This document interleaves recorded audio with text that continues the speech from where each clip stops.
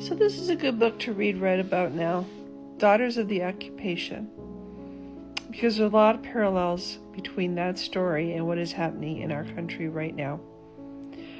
This centers around the town or city of Riga, and I believe at the time it was the Soviet Union, and the Latvians, who I believe were from that town or from that was their it was their country or whatever, I don't know.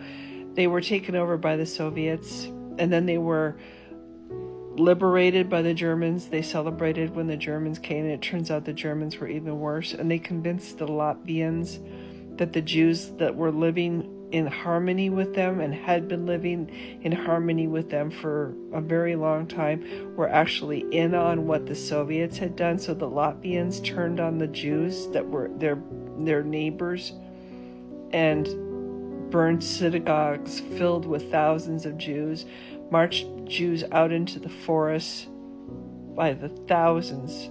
I think a total of 25,000 people were massacred to shoot them in pits. And these people were persecuted for years and years, and it destroyed families.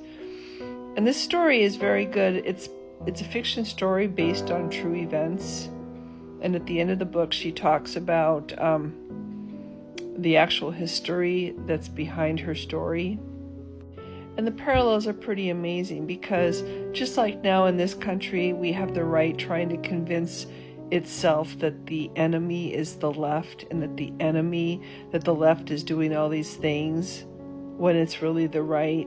Same thing happened in Riga to the Latvians. The Germans convinced the Latvians that the Jews were basically in on what the Soviets had done to them, and turned the Latvians against their own neighbors, to the point that they were slaughtering their own neighbors that they had lived in harmony with for a very long time.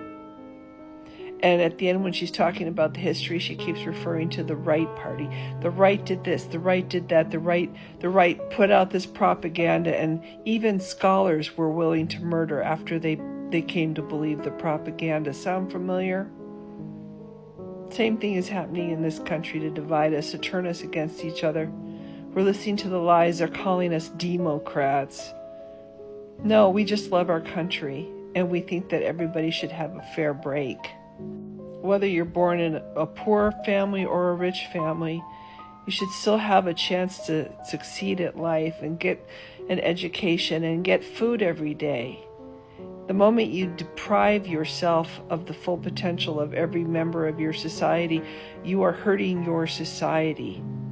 You're not hurting that person, just hurting that person. You're hurting the entire society. When you say to this group of people over here, you can't reach your full potential, you are literally weakening your society by denying that potential to benefit the society. How many great minds are in this group of people that you're not going to let go to college? How many inventions will never be invented because this group of people over here, you're telling them they have to only do these 2 jobs or these 3 jobs. You could only do these things. You can't be doctors, you can't be scientists, you can't be anything except these 2 things.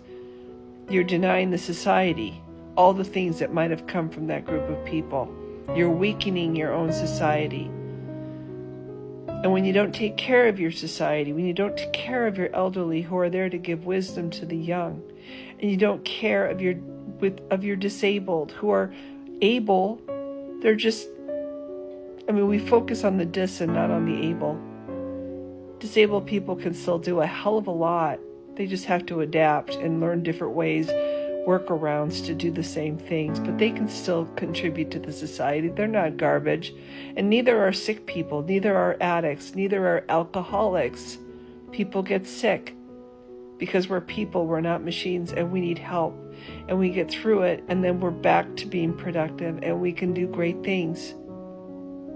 A society that throws humans away like trash or turns humans on each other is dividing itself and weakening itself and making itself lesser, not greater.